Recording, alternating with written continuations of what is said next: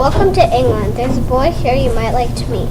He is very kind. This story is called Danny the Champion of the World. A boy named Danny lives alone with his dad in a little wooden caravan because his mom had died. Danny thinks his dad is the best dad in the world. They own a filling station. They have no electricity in the caravan. Only the filling station office has electricity. They sleep in two little bunks and have one piece of furniture. They do not know they are the luckiest family. Hi everyone, my name is Danny. I live in a teeny village in England and my house is a tiny caravan behind a filling station. My dad also lives with me in the caravan. His name is William and he is the best dad in the world. We cook with a kerosene burner because we have no electric oven. In fact, we have no electricity at all. We don't need electricity to be happy, so stop talking about it, Danny. Oh yeah, Dad, that's right. Now you know a lot about us. This scene is with Danny's dad, deep dark secret, and a father who will unleash that secret on his son. Danny wakes up at 2 o'clock and finds that his dad is not there. His father ran out secretly, and Danny is worried because his dad is not there. He's so worried he keeps running everywhere in a panic. His dad loves to do something, and it is poaching pheasants. Poaching is hunting when you're not supposed to hunt. Dad, are you there? Maybe I should just listen for the clinks of metal in the garage. Dad! Dad! Where could he be? Dad, where are you? Come out! Danny! Where are you? On the steps of the caravan. Where were you? Get in the caravan and I'll tell you. So where were you? Well, how do I put this? I was out poaching at Hazel's Wood. Isn't that 6 miles away? Yes, but I love to go there. I used to poach with your mom in there, you know. But wouldn't it be a fantastic thing to see walking around in there and see a keeper guarding behind a tree? What's a keeper? It is someone with a gun who guards the pheasants. With a gun? Yes, Danny. With a gun to make sure nobody gets the pheasants. How do you catch pheasants? There are two methods. One is called the horsehair stopper. You soak raisins overnight. Raisins? Yes, raisins. I used to see my father drop them at the length of his foot, and pheasants would come running from everywhere. Back to the method. And you take some horsehair from a horse's tail, and once you soak the raisins, you stick a little bit of that horse's hair into the raisin. When you go out into Hazel's Wood, you drop the raisin, a pheasant will come along. Once it eats it, the hair will tickle its throat and will make him freeze in midair. And then it will be easy to catch the pheasant. What's the second method? It is called the sticky hat. You take a piece of paper, shape it into a shape of a cone, put some glue in there and a few raisins, and then you dig a hole in there, and then you put your sticky hat in there, and once the pheasant comes along, you will poke his head in there, which will make him glued in there, and he will not be able to get his head out. Dad? Yes? Can you take me? I have to get my practice up. Do you mind if I go tomorrow night? Just be back at 10. You have my word. This scene should send the chills down your spine. This one should be a fantastic and great surprise as he searches for his great and brave dad. Danny lets his dad go poaching, and he said he'd be back by 10 p.m., but he's not there. Danny slowly wakes up in the middle of the night worrying about his dad because he's not there yet at his house. Danny leaves to find his dad because he's concerned. Where is Dad? It's 2 o'clock at night. He said he'll be home at 10 o'clock. I hope he's not hurt. I wonder how I could get to him. I know, the baby Austin. That vintage car we're fixing would be a lot faster than walking to find Dad. I'll drive there. Look, something is coming down the road at me. It has flashing lights on top of it. In one look of an eye, I know it's a police car coming at me as fast as it could be. I better get to Hazel's Wood to see if my father is there. After he parks, Danny makes his way to his father. Danny is in Hazel's wood, looking for his dad, who was in a huge pit because Mr. Hazel, the owner of the wood, set a trap so no one could poach his pheasants. He dug a hole 12 feet deep, and Danny's dad fell in it. He starts looking around for his dad. He calls him, and he finds him in the pit.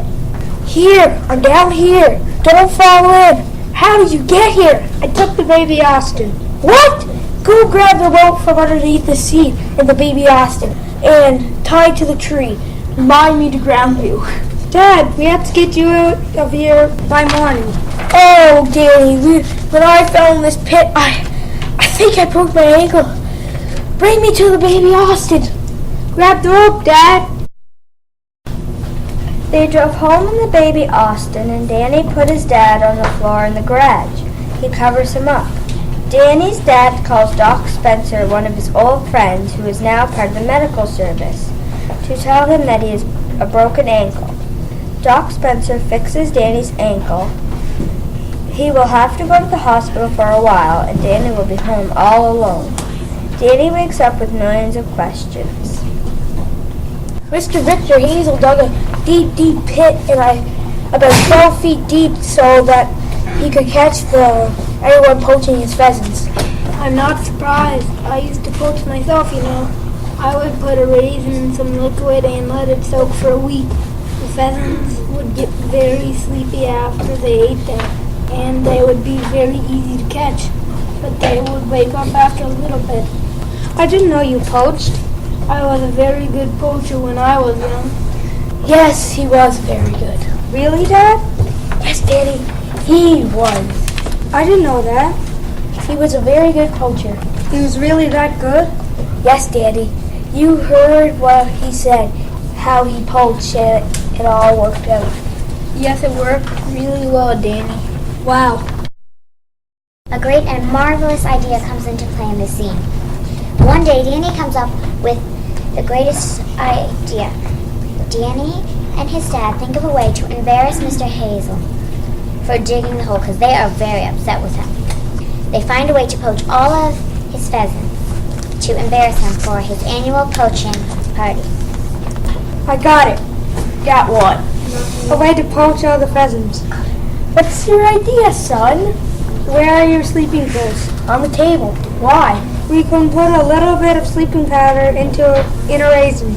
Since it can put a man to sleep, I bet it can put a pheasant to sleep with only half a raisin because you were taller or longer. But we would need 200 raisins. Go out and buy them when I'm at school. The next day I will call your school and pretend that you are sick so we can prepare all the raisins for the shooting party. Good idea, Dad.